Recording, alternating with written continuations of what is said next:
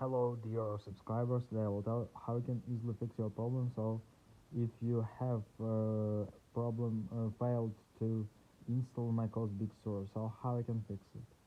So first thing you need to check compatibility with your Mac. So just open App Store, just write your macOS Big Sur. Now you just need to find your macOS Big Sur and you check compatibility with this with your Mac. So here you can see compatibility works on this MacBook Air. So this thing we also check, and also you need to check your internet connection because it needs to have good internet when you try to download this macOS Big Sur on your computer. So just check your internet. Also you can try to turn it off Wi-Fi and turn on again. And also you can try to restore your Wi-Fi router, so sometimes it also helps.